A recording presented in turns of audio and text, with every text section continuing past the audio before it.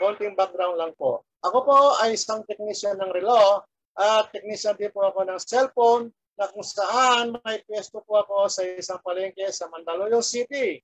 Matagal po ako sa mga gawain na yan.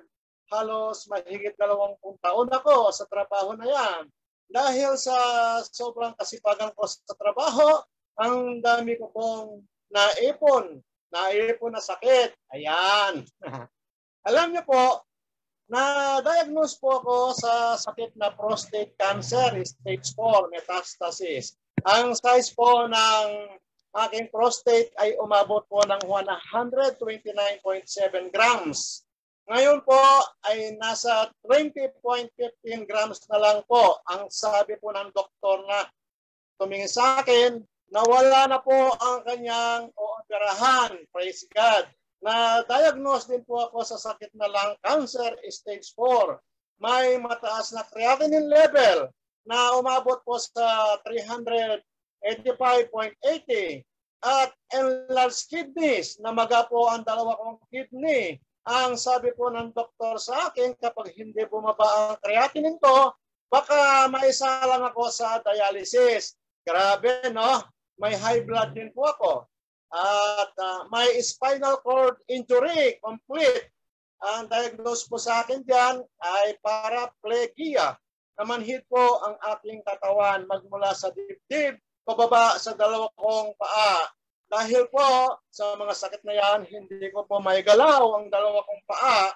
Hindi rin po ako makalakad at hindi rin po ako makabangon. Nalumpo na po ako. Bedridden po ako sa loob ng 7 buwan. Grabe, no? Ito po ang matindi. Alam niyo po, ako po ay tinanggihan na ng isang doktor dahil nakita po niya sa resulta ng aking MRI, bone scan at CT scan na kalat na sa buong katawan ko ang cancer. Sabi pa ng doktor na kahit irradiation at ikemo pa niya ang buong katawan ko ay hindi na rin ako gagaling. Grabe, no? Pagkarinig ko po sa sinabi ng doktor, ay biglang tumulo ang luha ko. Napaiyak po ako. Biruin nyo, sabihan ka ba naman ng doktor ng ganun? Masakit, di po ba? Aba, biruin nyo sa oras na yon, naghalo po ang luha at sipon ko. Alam nyo, dininig ng Diyos ang aking mga panalangin na dugtungan pa niya ang aking buhay. Nagpapasalamat po ako sa mga taong nagdala dito sa akin dahil ang aking angel na pinadala ay ng Diyos ay sila ang dahilan kung bakit ako dito ngayon. Sila ang mga taong tumulong sa akin.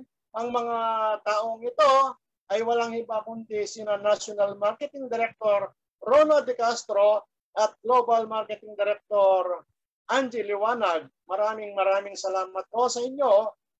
Alam niyo po, sa loob lang ng 10 araw na pag-inom ko ng Massive, ng Intra, Nutria at Cardiolife ay biglang lumakas at gumaan ang pakiramdam ko. Sinubukan ko pong tumayo.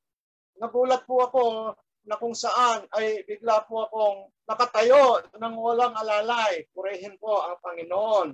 Kaya ngayon, kung sino man po sa ating mga guests na nandito sa loob ng Zoom room, kausapin niyo po ang taong nag-invite sa inyo dito. Ito po ay blessing sa atin. Nandito na po ang solusyon sa lahat ng ating mga problema. Ayan.